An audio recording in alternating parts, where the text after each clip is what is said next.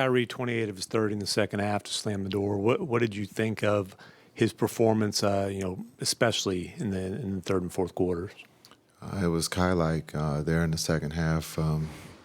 I thought he was having a really good game. Had some good looks there in the first half that just didn't go down.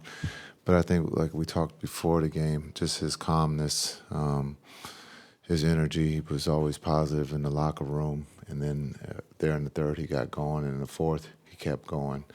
And that's just the leadership and trust that the guys have on the floor with him. But just his calmness, and he took what the defense gave, and he got going and helped us, with that 8-0 run to start the third. And I thought, from that point on, we just went. He's now 13-0 in elimination games. Why do you think he's been able to be so successful in elimination games like this? Well, I would say his teammates, his decision-making of when to go, when to let others go. His basketball IQ is like no other. It's extremely high. His patience, the confidence that his teammates and coaches have in him, and that he's going to do the right thing, and you can see that. And so I would say that's why his record is perfect. Coach, this Mavs team had potential before the trade deadline. You guys got Gafford, you got Washington. Tonight they played a big role once again, as they have since the trade happened. Can you just put into words their impact on this team since the trade deadline? Yeah, they're very important when you look at the culture of our team. Our defense changed when they got here. They're not going to complain. You don't have to run a play for them. They want to do whatever it takes for the team to win. And so we've said this since they've gotten here over and over. We've been consistent that they've changed the culture. And just understanding that our defense came when they arrived. And so we needed that in this series, and we're going to need that going forward. But those two are very important to what we're trying to do. Jason, did you have any particular message to the team after this? Do you say much about the series you just won? Do you talk about the series you're about to go into? Or do you say much at all? Yeah, we just enjoy it. But I don't say much in front of the cameras. So once the camera's left, just enjoy it. We'll have tomorrow off. Regroup on Sunday, and then focus on Oklahoma City. But they should enjoy it. This is to beat the Clippers is no easy task. It wasn't given; those guys earned it. And so to enjoy it, they have tomorrow off, and then we'll get back to work on Saturday. Or Coach, Sunday. I'm sorry, Sunday. I'm sorry, Coach Kidd. Derek Lively has a near double-double this evening. What's just been your observations in his first, his rookie year playoff series? Yeah, I thought he's been incredible.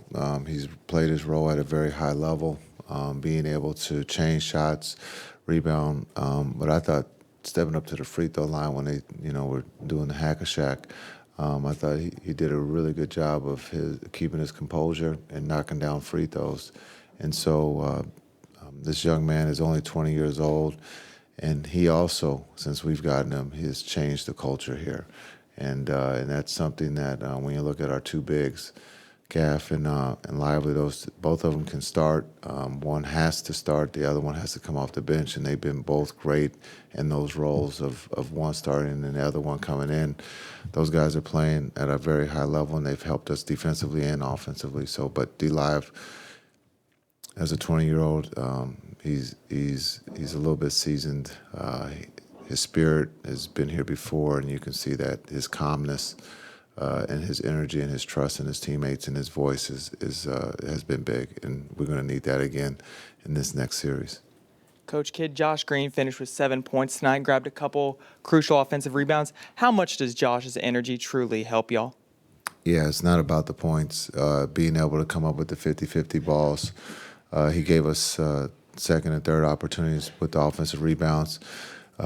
His ability to get deflections or steals, or again, we judge him on his energy, and I thought he was big for us there in that first half and second half. And then for him to throw in a three or two, that's a bonus. We're not looking at his stats of scoring, but his energy, and then his defense for us was good. So those are the things that we measure Josh with, and he was again tonight. He was really good for us. Just describe what you guys were able to do on the boards, particularly in the first quarter when you had 10 offensive rebounds. Yeah, I thought, again, the misses, we were able to come up, Gaff and those guys. D-Live gave us second or third opportunities, and that was something that we wanted to do in this series was try to own the glass if we did miss, and we missed quite a few shots, but those guys helped us get second and third opportunities. I thought D-Live did an incredible job of tipping the balls out and giving us second and third opportunities, and we capitalized on those offensive rebounds. Kaliba's injury was described as a shoulder sprain. He's obviously a big part of what you guys do going forward. What is your concern level, if at all, at this point? Yeah, next man up.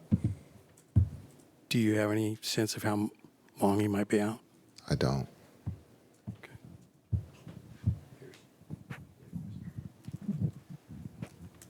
Coach, going back to Kyrie, there's been this outside perception of him as a teammate, but what have you seen from this Kyrie from the last season and a half? Oh, when you say perception, what do you mean?